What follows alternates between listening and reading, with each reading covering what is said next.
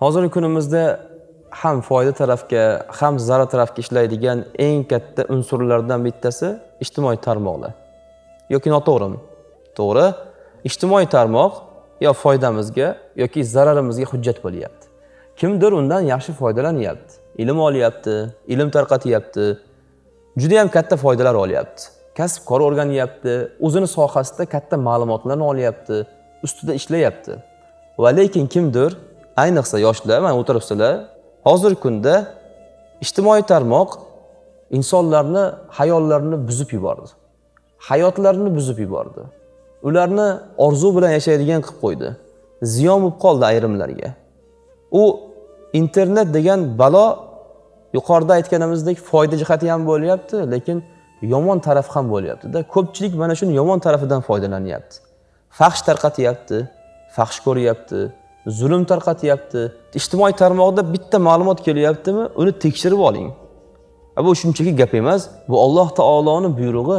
O iymon keltirganlar, Alloh va rasuliga, oxirat kuniga iymoni borlar, sizlarga bir fosiq xabar olib kelsa, albatta uni fatabayyanu, bayon qilinglar, tekshiringlar, o'rganib chiqinglar, ishonib ketmanglar, tarqatib yubormanglar, balki u zararli ma'lumot bo'lishi mumkin. İnsonlarning hayotini xavf ostida qoldiradigan ma'lumot bo'lishi mumkin. Bir oilani buzib yuboradigan ma'lumot bo'lishi mumkin. Bir insonning hayotiga zarar beradigan ma'lumot bo'lishi mumkin. Siz ijtimoiy tarmoqda ko'rasiz, olasiz, ishonasiz, tarqatib yuborasiz, buni orqasidan katta xavflar tug'ilishi mumkin. Mayli foydalansin ijtimoiy tarmoqdan, faqat yaxshilik yo'lida. Chunki bu dinimiz talabi-ku. Hech qachon hech nimadan foydalanma deyilmaydi. Inson huquqi, erkinligi, lekin unga tavsiya qilinadi. Farzanding shu yo'lda yomonlik ichida foydalanishga rozimisan desangiz, yo'q deydi. Seni ota-onang ham bunga rozi emas, sen ham shu yo'lda yomonlikda foydalanmagin. Ijtimoiy tarmoq yaxshi taraflardan foydalangin. Har bitta kelayotgan xabarni tekshirib ko'rgin, olib ketavermagin, ishonavermagin, tarqatavermagin. Qiyomat kunida fosiqlardan o'qimaslik kerak.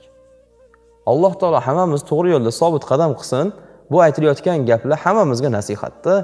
Hozir bir insonning hayotini bo'lagi bo'lib qoldi-da ijtimoiy tarmoq.